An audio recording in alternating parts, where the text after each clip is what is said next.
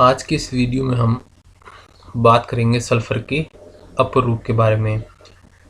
तो वैसे तो सल्फ़र के नेचर के अंदर कई सारे अपर रूप पाए जाते हैं, लेकिन मुख्यतः सल्फ़र के 3 अपर रूप ऐसे हैं जिनका हम अध्ययन अधिक करते हैं, जिनमें से पहला है विषम लंबाक सल्फ़र, जिसे हम रोम्बिक सल्फ़र कहते हैं।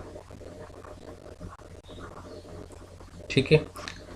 दूसरा है एकंताक सल्फ़र, जिसे हम कहते हैं मोनोक्लिनिक सल्फ़र, मोनोक्लिनिक सल्फ़र। और तीसरा है प्लास्टिक सल्फ़र। ठीक है, तो 3 कौन कौन से हो गए? पहला हो गया विषम लंबाक सल्फ़र, दूसरा हो गया एकंताक सल्फ़र और तीसरा है आपके प्लास्टिक सल्फ़र। अब अगले पॉइंट पर हम चर्चा करते हैं। तो आपको ध्यान रखना है कि जो विषम लंबाक और एकंताक सल्फ़र है, इन दोनों का ही अणुसूत्र क्या होता है? S8। ठीक है, तो ये चीज़ हमें अच्छे से ध्यान रखनी है कि जो विषम लंबाक और एकंताक सल्फ़र है, इन दोनों के मॉलिक्यूलर फॉर्मूलाज क्या है? S8। इसी प्रकार जो प्लास्टिक सल्फ़र है, इसका हमें जो अणुसूत्र है वो क्या प्राप्त होता है? S6। तो ये आपको अच्छे से ध्यान रखने हैं इनके अणु सूत्र। अब इनकी शेप के बारे में यानी आकृति के बारे में हम चर्चा करते हैं। तो जो विषम लंबाक और एकंताक सल्फ़र जिनका अणु सूत्र समान है, तो इनकी जो आकृति है वो भी क्या है? समान। यानी दोनों का ही जो शेप है वो कैसा है? क्राउन शेप है, अर्थात मुकुट के समान। जबकि जो प्लास्टिक सल्फ़र है जिसका अणु सूत्र क्या है? S6, वो हमें कुर्सी रूप में देखने को मिलेगी, यानी चेयर फॉर्म के अंदर। इन दोनों की मैंने यहाँ पे नीचे इसकी स्ट्रक्चर ड्रॉ कर रखी है। तो S8 का मतलब हो गया, इसमें सल्फ़र कितने होंगे? 8। 1 2 3 4 5 6 7 और 8। ठीक है, ये हो गया S8 का डायग्राम। इसी प्रकार जो S6 है, इसमें 1 2 3 4 5 और 6, ये हो गई इसकी चेयर फॉर्म। ठीक है, तो ये भी हमें ध्यान रखना है कि जो विषम लंबाक और एकंताक सल्फ़र है, उनका शेप कैसा होता है? मुकुट के समान। ठीक है, जबकि जो प्लास्टिक सल्फ़र है वो हमें किस फॉर्म में मिलेगी? चेयर फॉर्म के अंदर। ठीक है, अब हम बात करते हैं संक्रमण ताप की। तो रोम्बिक सल्फ़र और मोनोक्लिनिक सल्फ़र जो है वो 369 केल्विन पर एक दूसरे के साथ साम्य अवस्था पर रहते हैं।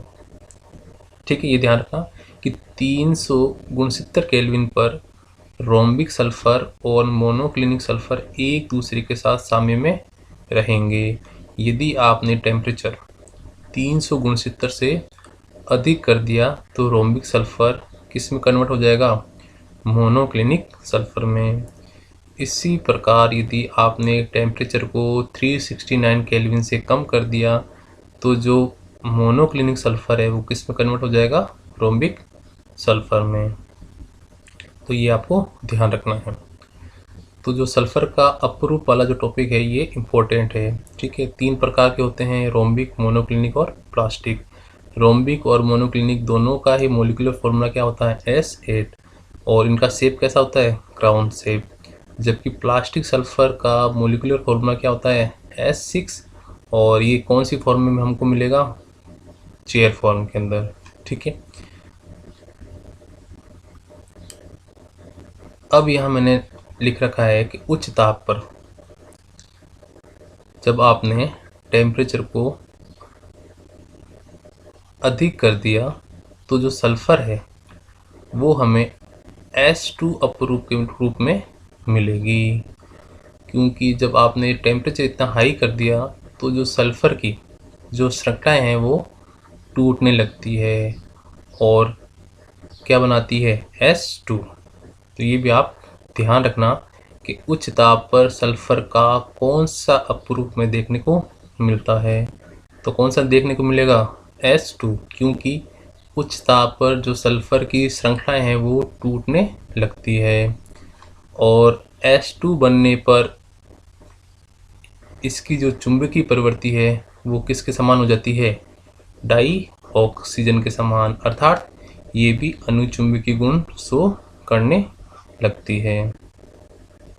तो ये कहानी थी सल्फर के अपरूप की।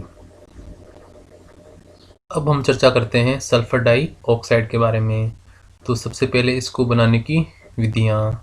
तो जब हम सल्फर को O2 के साथ रिएक्ट करवाते हैं तो सल्फर डाइऑक्साइड प्राप्त होती है। अब हम बात करेंगे प्रयोगशाला विधि की। तो जब सोडियम सल्फाइड को हम सल्फ्यूरिक अम्ल के साथ रिएक्ट करवाते हैं तो यहाँ से Na2 और SO4 यानी क्या बन जाएगा, सोडियम सल्फेट। और इस SO3 का जो एक ऑक्सीजन है वो H2 के साथ में क्या बना लेगा, H2O बना लेगा और हमें कौन सी गैस प्राप्त होगी, सल्फर डाई ऑक्साइड गैस। ठीक है। इसी प्रकार जब हम कॉपर की अभिक्रिया सल्फ्यूरिक अम्ल के साथ करवाते हैं तो एक तो क्या बनना है आपके, कॉपर सल्फेट। ठीक है। एक बनेगा वाटर और क्या प्राप्त होगा हमें, सल्फर डाई ऑक्साइड। अब औद्योगिक स्तर पर हम सल्फर डाई ऑक्साइड किस प्रकार बनाते हैं। तो जब आयरन सल्फाइड को हम O2 के साथ गर्म करते हैं तो हमें बाई प्रोडक्ट क्या प्राप्त होता है, फेरिक ऑक्साइड। और कौन सी गैस प्राप्त होती है, सल्फर डाई ऑक्साइड। ठीक है। तो ये इनकी विधियां थी सल्फर डाइऑक्साइड को बनाने की। अब सल्फर डाइऑक्साइड की कुछ केमिकल रिएक्शंस के बारे में चर्चा करते हैं कि जब सल्फर डाइऑक्साइड को H2 के साथ रिएक्ट करवाते हैं तो हमें सल्फ्यूरस अम्ल प्राप्त होता है। तो सल्फर के ऑक्सो अम्लों के बारे में चर्चा हम इससे अगले वीडियो में करेंगे। जब सोडियम हाइड्रोक्साइड को हम सल्फर डाइऑक्साइड के साथ अभिक्रिया करवाते हैं तो हमें सोडियम सल्फाइड प्राप्त होता है और इस सोडियम सल्फाइड की अभिक्रिया हम H2O और सल्फर डाइऑक्साइड के साथ करवाते हैं तो हमें सोडियम बाइसल्फाइड प्राप्त होता है। इसी प्रकार जब सल्फर डाइऑक्साइड की अभिक्रिया हम क्लोरीन गैस के साथ करवाते हैं तो SO2Cl2 प्राप्त होता है। ठीक है। और जब SO2 की अभिक्रिया हम O2 के साथ करवाएंगे तो हमें सल्फर ट्राइऑक्साइड प्राप्त होता है। ठीक है। तो ये अभिक्रिया जब हम स्पर्श प्रक्रम पढ़ेंगे वहाँ वापस आएगी। और ये और अभिक्रिया मैंने यहाँ लिख रखी है। जब Fe+2 की अभिक्रिया हम SO2 और H2 के साथ करवाते हैं तब Fe2 का ऑक्सीडेशन हो जाता है Fe+3 के अंदर। ठीक है। ये सल्फाइड आयन बनता है और H+ आयन हमें प्राप्त होते हैं। तो ये कुछ केमिकल रिएक्शंस है सल्फर डाई ऑक्साइड की। अब इनके उपयोग, तो जो सल्फर डाइऑक्साइड है इसका जो सर्वाधिक उपयोग है वो हम विलायक के रूप में करते हैं। ठीक है। तो ये जो टॉपिक है इससे रिलेटेड जो क्वेश्चंस हैं वो एग्ज़ाम में कम ही पूछा जाता है। ठीक है। तो अब अगले वीडियो में हम चर्चा करेंगे सल्फर के ऑक्सो अम्लों की।